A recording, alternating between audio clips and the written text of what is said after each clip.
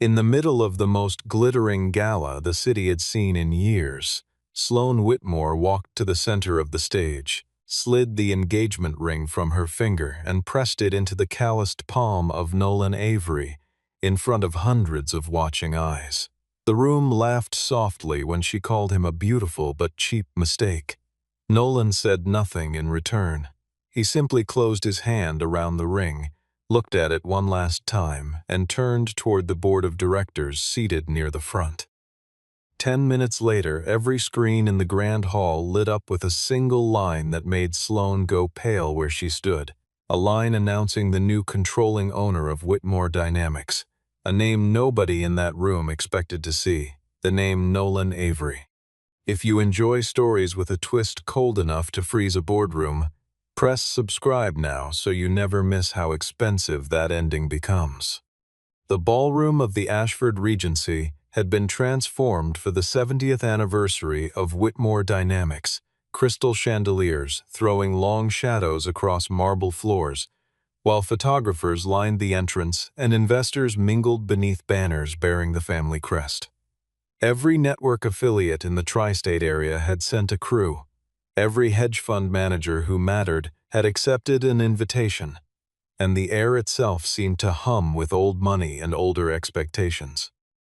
Sloane Whitmore arrived like the reigning queen of the evening, dressed in unbroken black, flanked on one side by her father Sterling Whitmore, and on the other by a rising financier named Pierce Harrington III. Nolan Avery arrived late and unremarkable, wearing a suit that had clearly been pressed with care but had also clearly seen many years of service.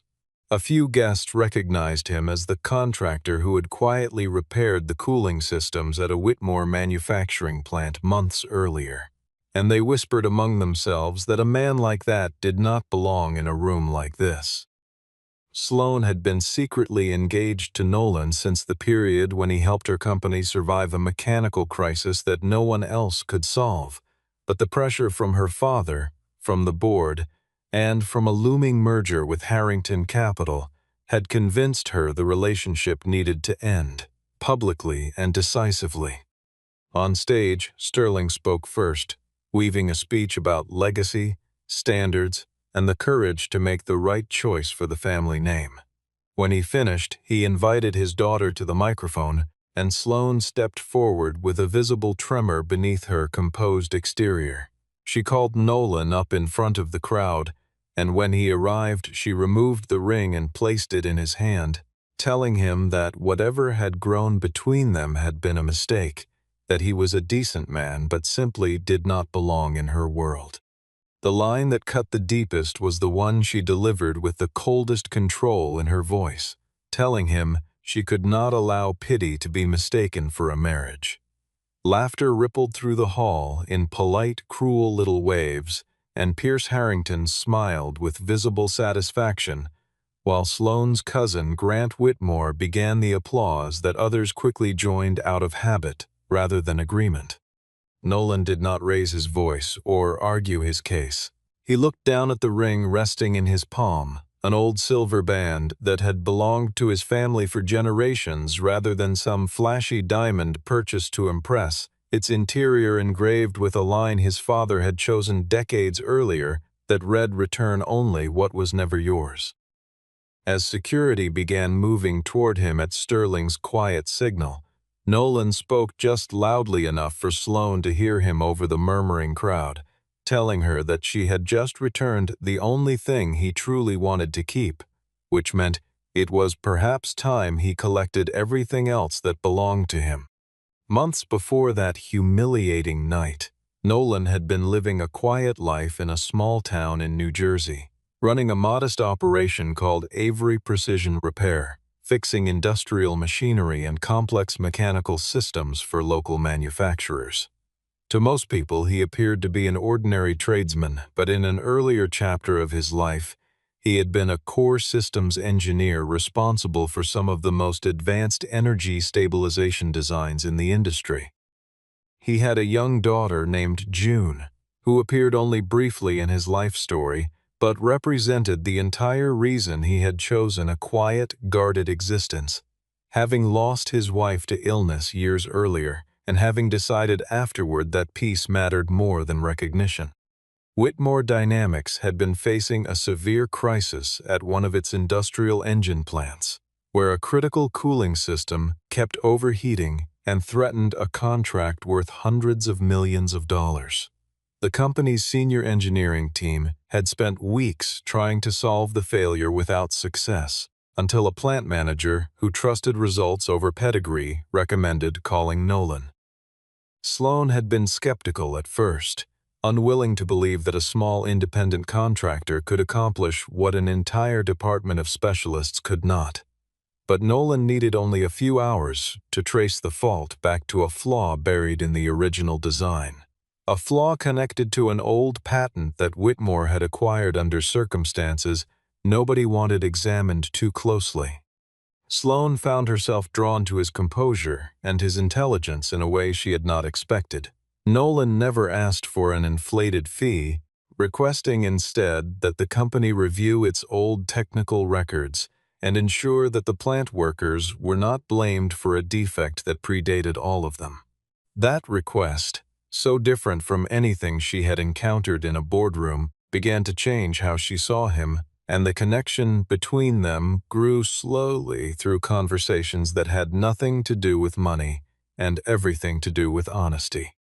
What Sloan did not know was that Nolan carried a far larger secret, one involving inheritance rather than romance. He was the rightful heir to a foundational set of patents that Whitmore Dynamics had relied upon for years, and through a quiet investment vehicle called Harbor Vale Holdings, he had also spent recent years acquiring convertible debt and preferred shares the company had sold off during an earlier financial crisis. Late one evening, alone in his workshop, Nolan opened an old safe and looked over documents that placed his name beside a single decisive figure, a clause granting him 54% of voting control the moment Whitmore Dynamics breached the original patent agreement. The workshop itself told its own quiet story to anyone who bothered to look closely.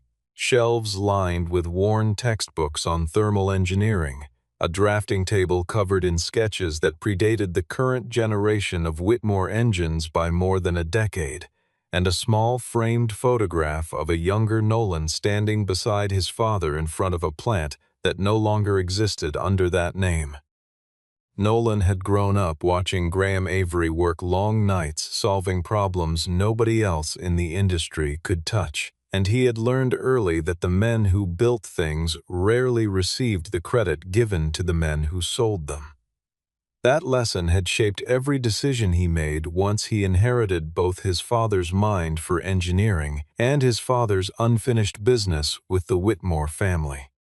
He had never set out to acquire a company. His original goal had simply been to recover what his father was owed, a modest correction rather than a takeover. And for years he pursued that goal through ordinary channels, filing requests for records, writing letters that went unanswered, and hiring accountants to trace where the old royalty payments had quietly stopped appearing. Only when he discovered that Whitmore Dynamics was preparing to erase the last trace of the Avery patents through a merger designed to move the technology overseas, did he realize that quiet correction would never be enough, and that protecting his father's legacy would require something closer to full control.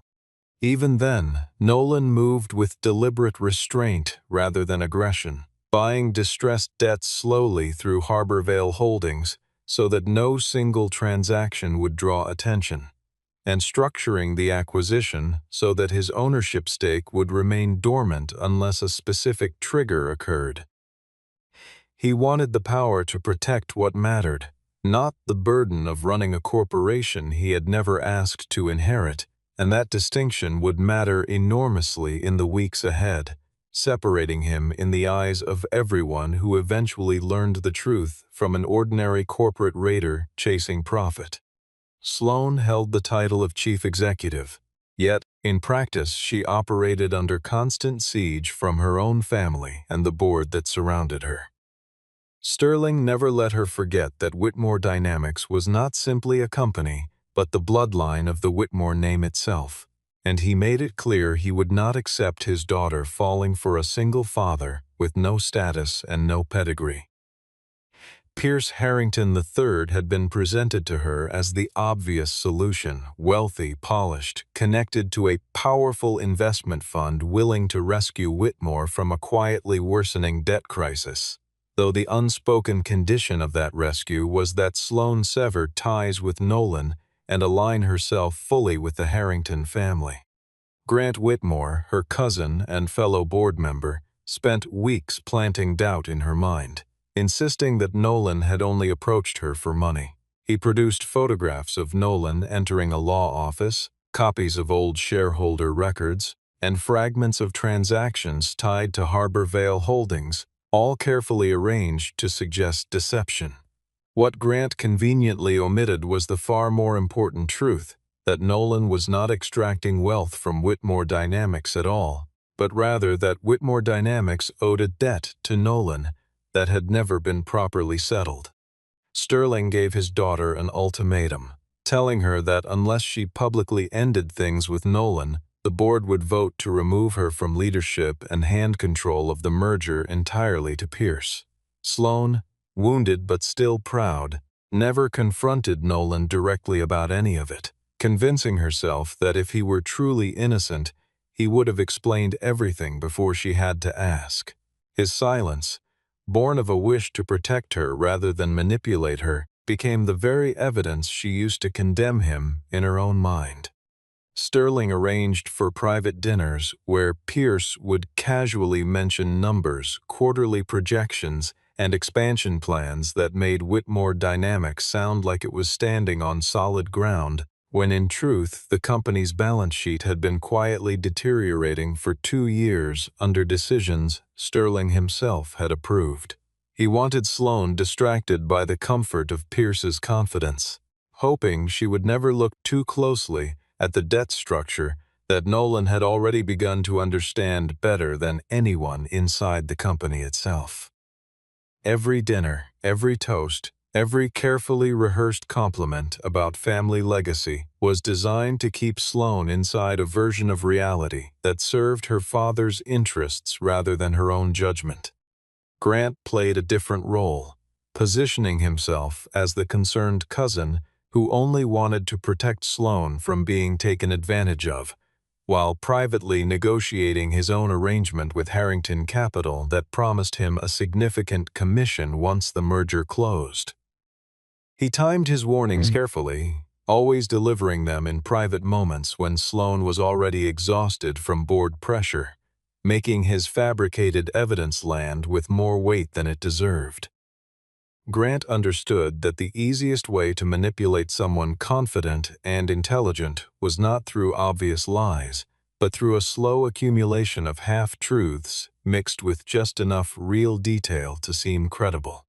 Sloane, for all her intelligence, had been raised inside a family culture that equated love with obligation and loyalty with silence, and that upbringing made her more vulnerable to her father's pressure than she would have admitted to anyone, including herself.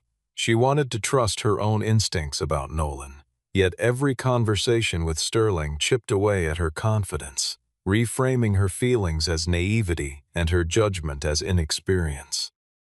By the time the gala arrived, she had convinced herself that ending things publicly was not a betrayal of Nolan, but a necessary sacrifice to save the company and honor a family legacy she had never been allowed to question. Meanwhile, Nolan understood exactly what the board intended, that they were preparing to sell Whitmore Dynamics into a merger that would gut its workforce and dissolve its independence. He had not yet triggered his ownership rights because he did not want to destroy something Sloane clearly loved, holding out hope that she would eventually see for herself who around her was loyal and who was simply circling for profit. Sterling handed his daughter a prepared speech for the anniversary gala, one that included a line declaring she had ended a personal relationship unsuited to the future of Whitmore, and Sloane stared at the ring on her hand for a long, uncertain moment before folding the speech and setting it aside. though in the end she still carried the ring with her that night. Back in the present moment of the gala, after Sloane returned the ring, Nolan became the target of open mockery among the city's elite. Pierce approached with practiced courtesy, laced with contempt, suggesting that Nolan should feel grateful merely to have been invited into such company at all. Grant loudly remarked that a repairman could not simply talk his way into the Whitmore family through a few charming words, while Sterling coldly instructed security to escort Mr. Avery out before he ruined the dignity of the evening any further. Nolan did not raise his voice, did not cause a scene, and did not beg Sloane to reconsider in front of the crowd. That composure unsettled Sloane more than any outburst could have, because some part of her had hoped he would fight, hoped he would prove her wrong.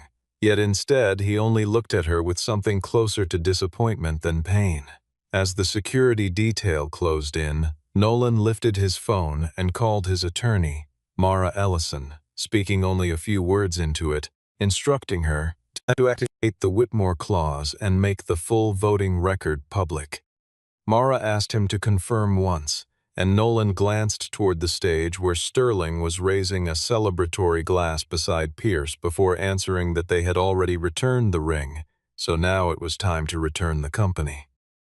In the control room behind the ballroom, the technical staff received an unexpected legal directive from attorneys representing the controlling shareholder group, and every display screen in the venue switched over to an emergency notice. Guests initially assumed it was some promotional preview tied to the Harrington merger, and Pierce even stepped forward with confidence to address the crowd, until the words appearing on the screens froze him in place. The notice announced a change in controlling ownership of Whitmore Dynamics, naming Harbor Vale Holdings as the entity holding majority voting rights, with Nolan James Avery listed as its representative owner. A silence fell over the entire hall thick enough to hear individual breaths. Sloane turned toward Nolan so fast her heel nearly slipped beneath her. Sterling's champagne glass slid from his fingers and shattered against the marble, and Grant's face drained of color because he understood exactly what this meant for the secret he had spent months trying to bury. Nolan walked slowly toward the stage, ignoring the murmuring crowd entirely, and keeping his eyes fixed only on Sloane, telling her that she had returned his ring in front of everyone, so he supposed it was only fair that he return the truth in front of everyone as well. He did not raise his voice or gloat as he spoke. Instead, he allowed Mara Ellison to appear by video with the full legal record, and she began walking the room through a history that predated most of the people standing in it. Years earlier, when Whitmore Dynamics stood on the edge of bankruptcy for lacking the core technology needed for its new generation of efficient engines, an engineer named Graham Avery had designed the thermal stabilization system that saved the company from collapse. In gratitude, the Whitmore family of that era had signed an agreement promising profit sharing and protective equity tied to that patent. But after Graham's death, Sterling Whitmore and a group of executives quietly buried the agreement, paying only a token settlement while continuing to use the Avery technology as though it belonged entirely to the company. Nolan had been young at the time, caring for a wife whose illness demanded everything he had, and he lacked the resources to fight a legal battle against a corporation with unlimited lawyers. His silence in those years was never weakness, only patience as he quietly gathered every document, every signature, and every piece of correspondence he would eventually need. When Whitmore later fell into a debt crisis and its creditors began selling off convertible bonds at a steep discount, Nolan used Harbor Vale Holdings to acquire that debt piece by piece, combining it with his patent-linked equity to hold the power to trigger majority control the instant Whitmore violated the agreement or attempted to sell assets connected to the Avery technology. The merger with Harrington Capital was precisely that violation, the very trigger Nolan had waited years to see. Sloane stood frozen as she realized Nolan could have destroyed Whitmore Dynamics at any point over the past several months, yet had chosen not to, quietly protecting the company instead so she could keep her seat and lead it honestly, saying nothing because he wanted her to earn her position through genuine ability rather than lean on the power he held behind the scenes. Sterling tried to dismiss the claim, calling Nolan an opportunist chasing a payday, but Mara immediately produced his own signature on an old supplementary contract that confirmed everything. Grant insisted the documents were fabricated, only for Mara to display internal emails, proving he had known the full truth for months while still pushing to sell the company to Harrington in exchange for a private commission promised to him personally. Pierce, sensing the collapse of the deal, tried to distance himself by claiming Harrington Capital was merely an outside investor uninvolved in internal matters. Until Nolan produced additional records showing Pierce's team had already drafted plans to break Whitmore Dynamics into pieces, eliminate thousands of jobs, and sell the Avery patents overseas for a quick profit. The atmosphere of the gala shifted entirely within minutes. People who had laughed at Nolan only moments earlier now avoided meeting his eyes, and Nolan closed the moment with a line delivered in a level, almost tired voice, telling Sloane that he had not purchased her company, only reclaimed the portion her family had wrongfully held for 20 years. Following that public unraveling, Sloane retreated to a private room behind the main hall, and rather than dissolving into loud tears, she simply sat in stunned silence, having believed for years that she controlled her own life, only to discover her father, her cousin, and her fiancé-to-be had all been quietly maneuvering around her. Nolan followed but kept a careful distance, refusing to comfort her immediately, since letting her sit with the weight of what had happened mattered more than easing her pain in that instant, and this restraint kept the story from collapsing into an easy, instant forgiveness. Sloane finally asked why he had never told her the truth himself, and Nolan admitted that he had considered it more than once. But he wanted to know whether she could love the man before she ever saw the size of what he owned. He told her he never needed her to love a company owner, only hoped she would not have looked down on the man who once stood beside her when Whitmore Dynamics was nearly finished. That single sentence struck harder than anything else said that night, forcing Sloane to remember every overnight repair he completed without complaint, every bonus he refused, every worker he defended in front of a hostile board, evidence that the only dishonest people in her life had never been Nolan at all, but the Whitmores surrounding her. Sterling burst into the room and demanded that his daughter stand with the family, accusing Nolan of stealing the Whitmore legacy out from under them. But for the first time in her life, Sloane refused to obey her father without question. She asked him directly about the signature on the old agreement, and his silence in response answered the question more completely than any denial ever could. Nolan informed Sterling that he would be removed from every advisory role in the company, that Grant would face a full internal investigation, and that the Harrington merger was canceled immediately, though he made clear he had no interest in destroying Whitmore Dynamics itself, since thousands of innocent employees depended on it for their livelihoods. When Sloane asked what he intended to do with her specifically, Nolan answered that it depended entirely on whether she wanted to remain the leader of a family name, or whether she wanted to become someone genuinely worthy of leading a real company. Sloane looked down at the ring resting once again in his hand, wanting badly to ask for it back, yet unable to find the courage to say the words.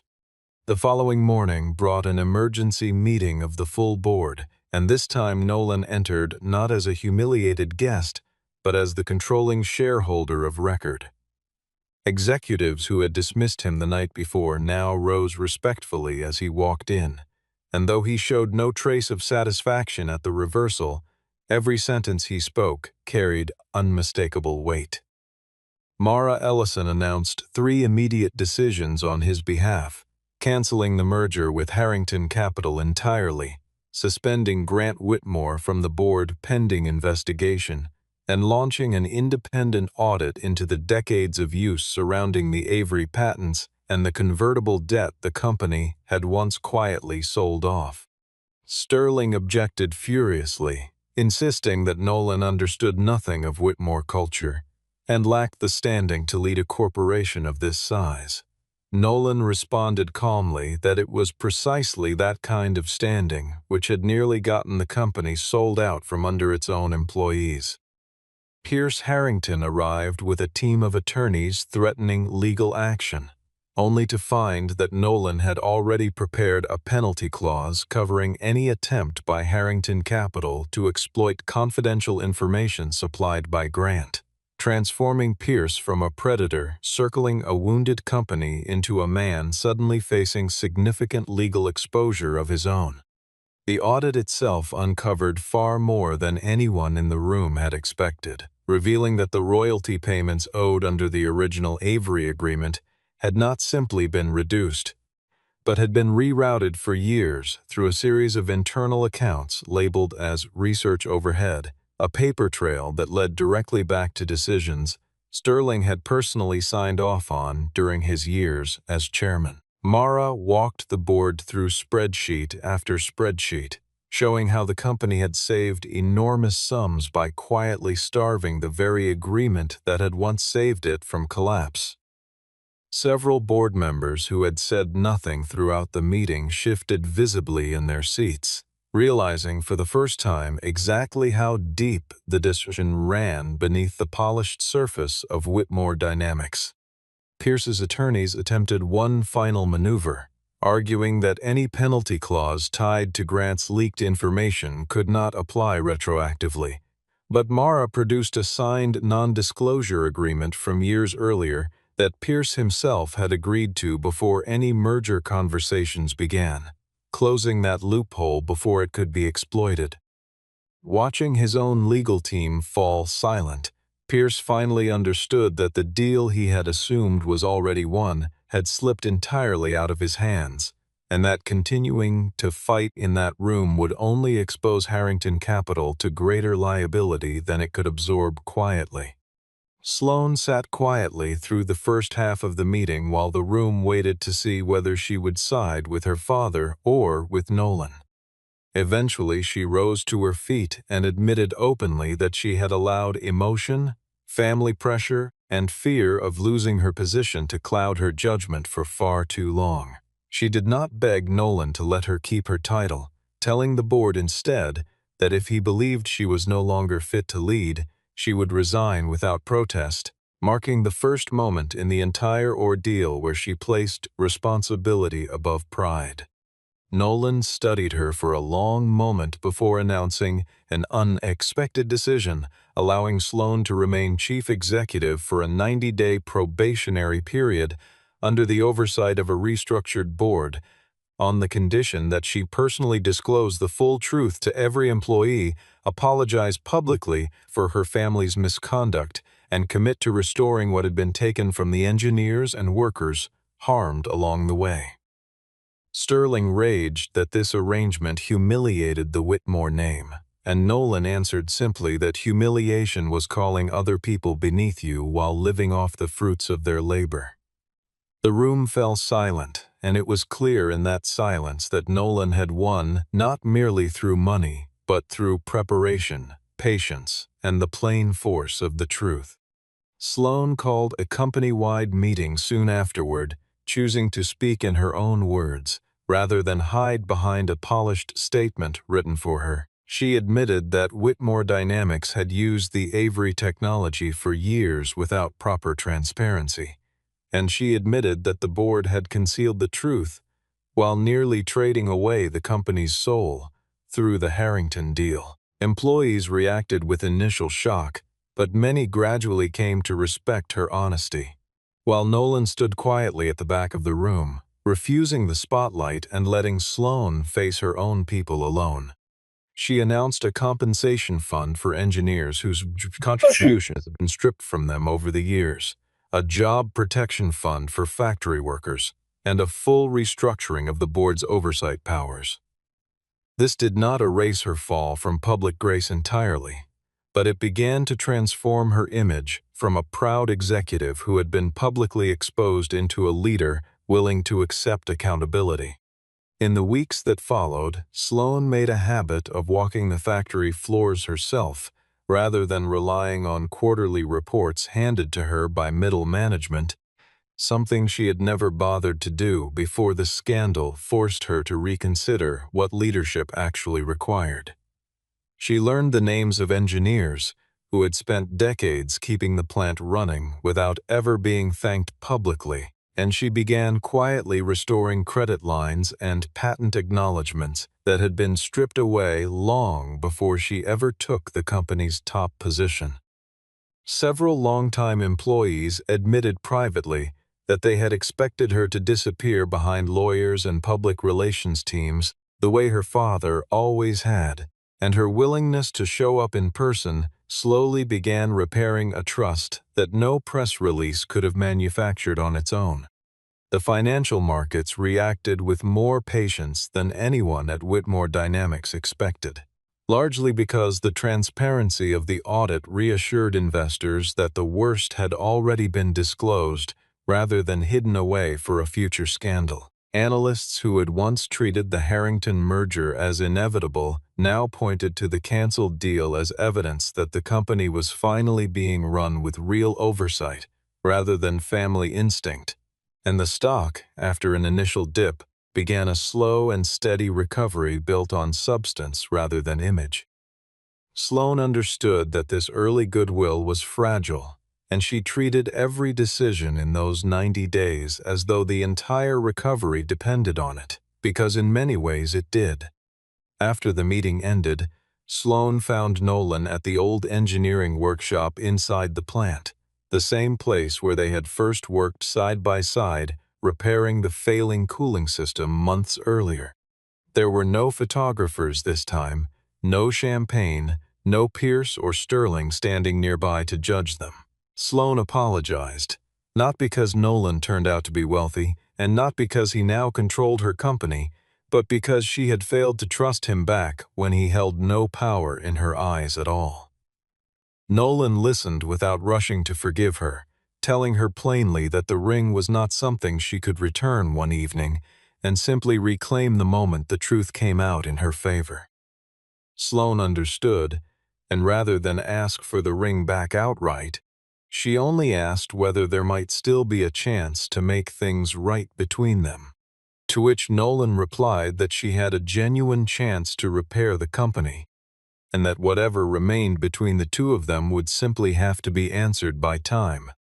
Grant attempted to escape accountability by leaking a false story claiming Nolan had seized Whitmore Dynamics purely out of personal spite, hiring outlets to paint him as an ambitious single father exploiting a romantic connection to seize control of a major corporation.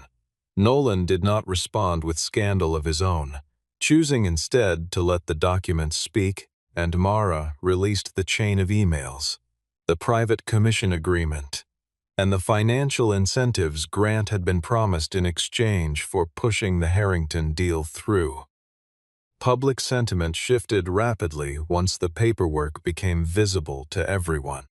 Pierce attempted to preserve his reputation by insisting that Harrington Capital had no knowledge of any internal wrongdoing. But Nolan supplied further evidence showing his team had already prepared to break Whitmore Dynamics apart, sell off its manufacturing divisions, and retain only the patents for resale. Shareholders within Harrington's own firm applied enough pressure that Pierce was quietly removed from any role overseeing the deal. Sterling lost his influence within the company he had spent his life protecting, and while the story avoided turning him into an exaggerated villain, he was punished in the way he feared most, losing his voice inside the very empire that carried his family name. For years, Sterling had measured his own worth entirely by the reach of his authority inside Whitmore Dynamics, treating every board seat, every signature, and every closed-door meeting as proof that the family name still commanded respect. Watching that authority dissolve in a matter of weeks forced him into a kind of reckoning he had spent his entire life avoiding. And though he never fully admitted wrongdoing in front of the board, those closest to him noticed a change in his posture. A man suddenly aware that respect earned through fear could vanish far faster than respect earned through decades of honest work. He retreated from public appearances almost entirely, spending most of his time at a house upstate, no longer the commanding presence who once decided who belonged in a room and who did not.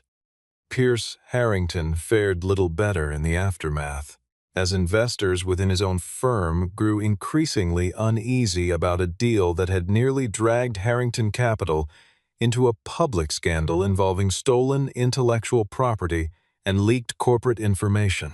Rather than risk further damage to the fund's reputation, the firm's senior partners quietly reassigned Pierce away from any future acquisitions involving manufacturing or engineering firms, a professional demotion disguised as a lateral move that everyone in that world understood for what it truly was.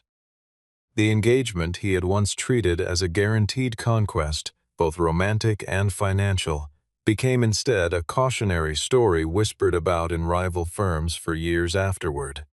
Grant himself tried one last appeal before the vote, standing before the very board he had once manipulated with confidence, insisting that his actions had only ever been meant to protect the family from an outsider circling their fortune. Nobody in the room believed him, least of all Sloane, who had spent enough sleepless nights replaying every conversation with her cousin to recognize exactly how long his manipulation had been running beneath the surface of their relationship. It was Sloane herself who signed the order removing Grant from the board, a decision that proved she had finally chosen the truth and the company over blind loyalty to her family.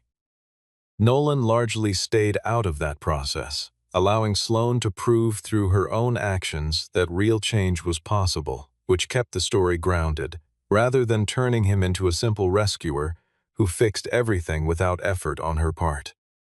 As Grant was escorted out of his private office for the final time, he passed Nolan in the hallway and bitterly remarked that a repairman would never truly belong among the Whitmores, to which Nolan answered only that starting that day, Whitmore would have to learn how to belong to the people who actually built it. 3 months later, Whitmore Dynamics had begun a genuine recovery. Sloane completed her 90-day probationary period, publicly released the full audit findings, finished the compensation program for the affected engineers, and managed to preserve every major manufacturing plant under her leadership. Employees who had once doubted her slowly began to trust her again, watching her decisions rather than her family name for the first time in years. Nolan remained the controlling shareholder, but stepped back from daily operations entirely, returning to his workshop at Avery Precision Repair and resuming the quiet life he preferred. His daughter appeared only briefly in this closing chapter, a small reminder that family and peace still mattered to him far more than status or attention ever could. Sloane eventually visited the workshop without an entourage, without a luxury vehicle waiting outside, carrying only a single envelope containing her formal resignation as chief executive. She told Nolan that if her presence only reminded him of the betrayal at the gala, she would step away entirely rather than force him to see her every day. Nolan read the letter and tore it in half, telling her that Whitmore did not need someone who abandoned the effort halfway through making things right, and that the company needed a leader who had actually learned the price of pride. Sloane placed the ring on the table between them, and rather than asking for it back this time, she set beside it a small handwritten pledge promising she would never again judge a person's worth by reputation, family name, or power. Nolan lifted the ring slowly, and rather than proposing again in that instant, he simply handed it back to her, telling her that this time she did not need to wear it because he owned her company, only if she truly understood why he had given it to her in the first place, back when he had nothing in her eyes at all.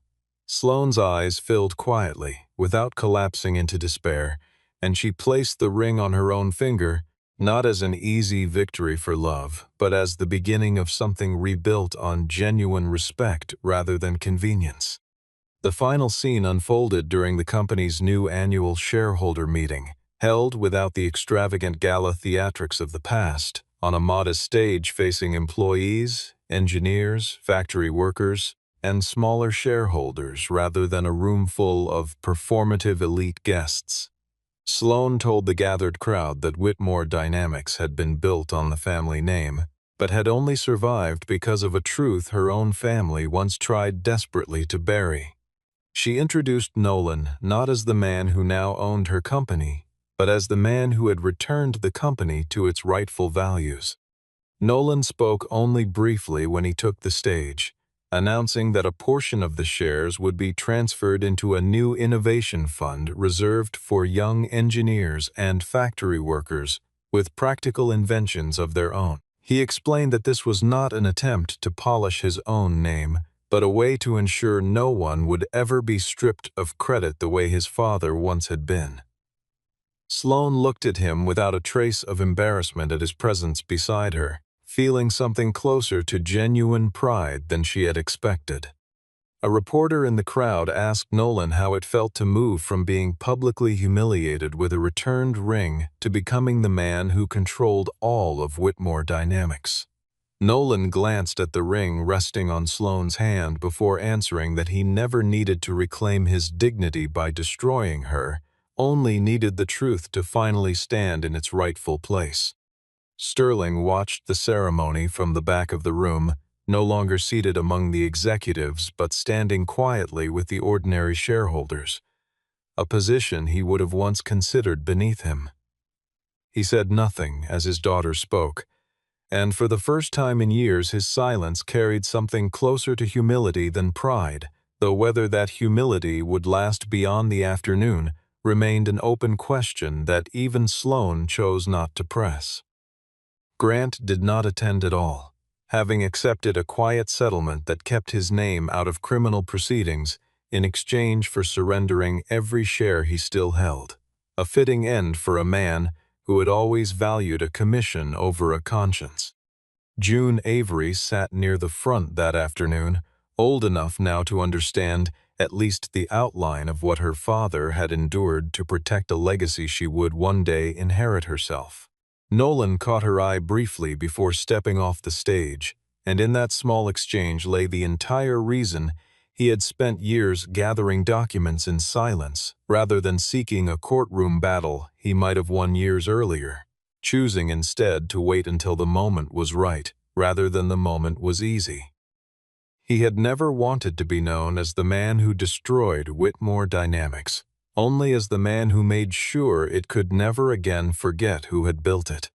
Sloane, walking beside him through the crowd afterward, reflected quietly on how differently this ending had unfolded compared to everything her father had once promised her about power, marriage, and legacy. She had believed for most of her life that strength meant never showing doubt and never admitting fault. Yet the months since the gala had taught her that real strength lived in the willingness to stand in front of people who trusted you and tell them the truth even when it cost you everything you thought defined you.